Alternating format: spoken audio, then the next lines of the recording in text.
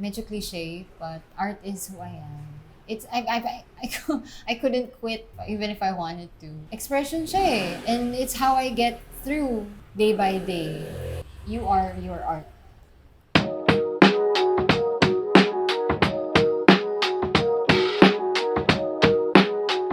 Hi! Ako si Yana. Ako ay isang full-time creative, visual artist, natural dyer, and creative collaborator.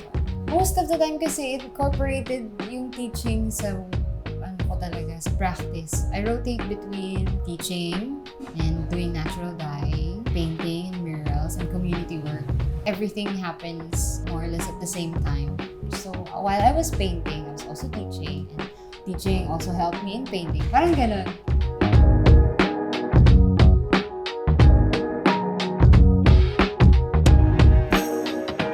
Kinamulatan ko na din na creative yung household namin. Habang lumalaki ako, pinapanood ko sila na tatrabaho, paper making, nagbibenta sila ng furniture. From a very young age, pwede palang mabuhay doing something creative. It was just a very colorful and art-filled household. Nung malaki na lang ako, tsaka ko na lang naririnig yung mga sabi-sabi nga na walang pera dyan. Never ko siya naisip na walang pera. Kasi parang going into it, hindi naman pera yung goal ko in life. So, parang ako, so what kung walang pera dyan? As long as masaya ako and it keeps me fulfilled, pera will follow. I'm not sure if a lot of people will agree, pero kanya-kanya naman tayo na discard sa buhay. So, yun nga, nung nagsasabi na sila na paano kung hindi ganun ka profitable yung art, I was also looking at who were those people telling me, sino ka ba?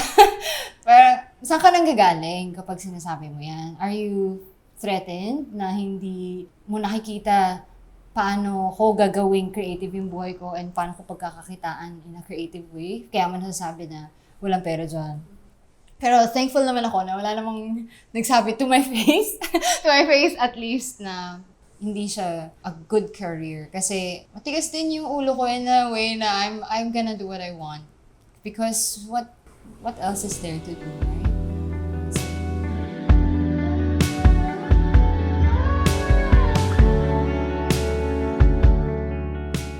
I got to experiment with the techniques that resonated with me, which is the abstract side. Kasi I don't intend to portray what's already existing in a realistic way. Feedback yan ng maraming tao na parang ang laki ng pinagbago nung style ko. To a point that I just resigned na style is whatever comes out, whatever I express. You know, I don't wanna think about style in a sense that it looks a certain way anymore. With every major change in my life, since my work is heavily depending on my emotions and my point of views and my inspirations, nagbabago din siya.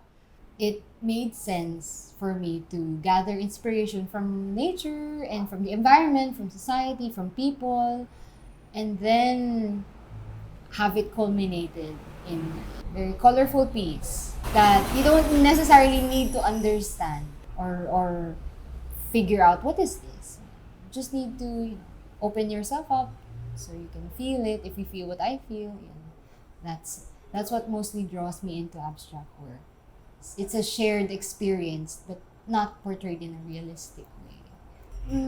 Sa color choice, it's more of a reflection of my inner feelings, I guess. It's not always that I have very vibrant colors, but it's hard to conceal it. It's hard to conceal when you're happy or when you just want to use all the colors. Most of the time, I have to restrain myself from using all of it. Pag ginamit mo lahat, mahirap palabasin yung pinaka-gusto mong kulay na mag-stand out. For me, it's an internal mirror. When I paint and then other people see it, I've gotten a lot of feedback that even though I do use vibrant colors and happy color, the movement of the artwork shows my real expression. Sometimes it's very angry, sometimes it's very sad.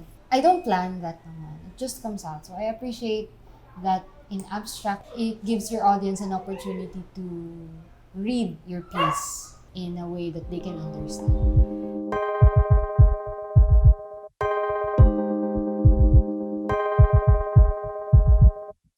So when I paint, it takes a while to dry, right? Even though acrylic na siya, matagal pa rin.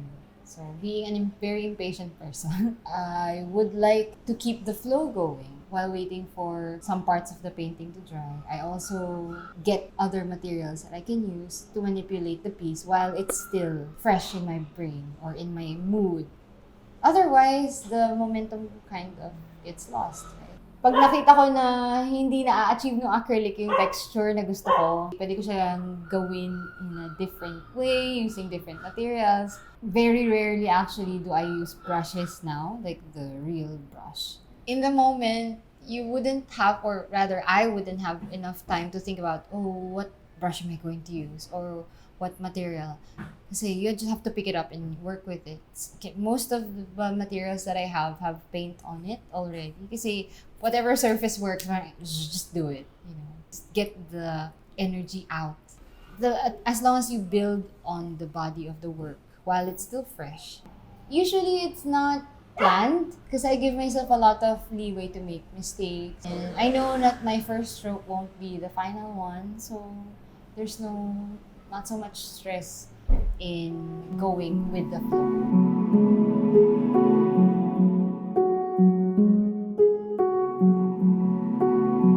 Pag commission work siya, you just really need to show up and do it. Whatever the mood you're in, it'll come.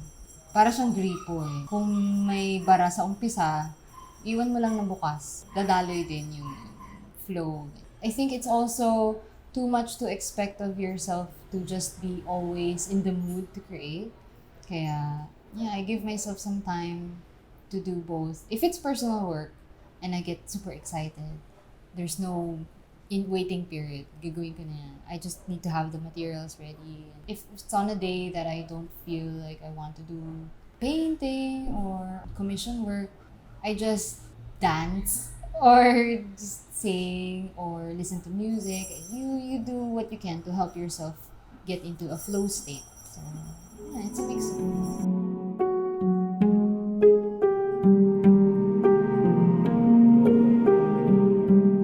I wouldn't want to impose any feeling to the viewer.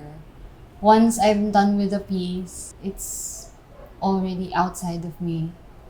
Whatever emotion I was feeling at the time is secondary to what the viewer will feel. Kung inanak ko siya, it's its own individual thing.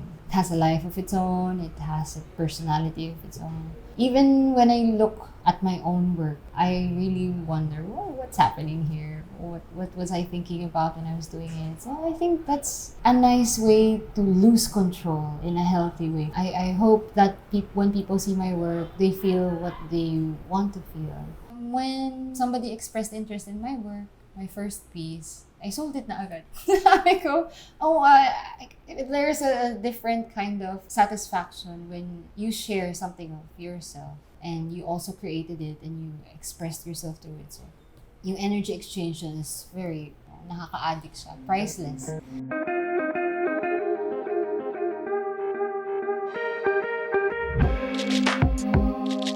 Medyo cliche, but art is who I am.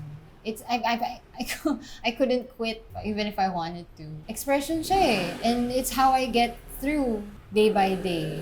It's a lot. It's very integrated into my life. To a point nga na I'm fully full-time without any corporate commitment right now. Kasi if I can work on my art, I can work on myself and vice versa. I've always believed that when you take care of yourself, it's already a form of art. So it never really escapes you as a person. You are your art.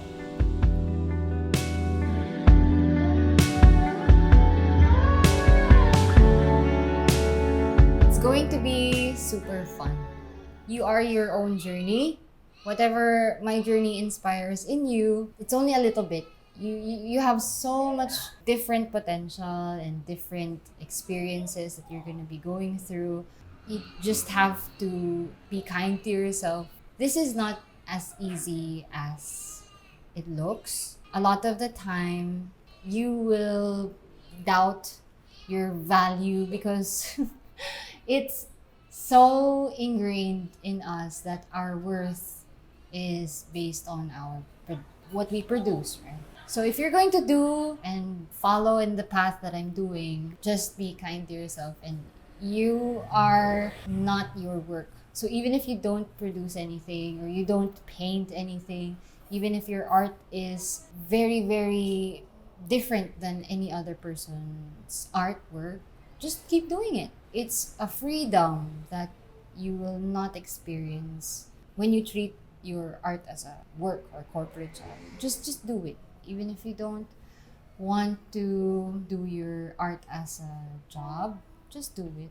I also realize that it's a big privilege to have a choice to pursue art. So if you feel that there's times that you don't have a choice, like walang choice, I either have magutom or art, it's not only those two options. Those are the extremes. And take it from me, those are not the only options. What you need to do is you get your shit straight. You get your finances straight. You treat yourself like professional so that other people will treat you also as a professional, because what we do is very hard. Everything is creative in a world that doesn't appreciate creativity. They just don't know that you're working hard for your art.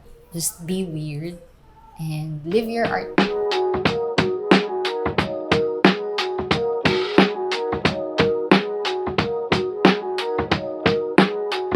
In the future, I would hope to continue to collaborate with more creatives, to never be content with what I have and where I am at.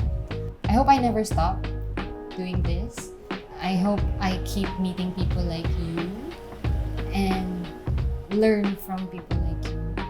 I don't think I have a brand that I want to grow. It's just more of personal growth and improvement. I don't think that ever stops naman.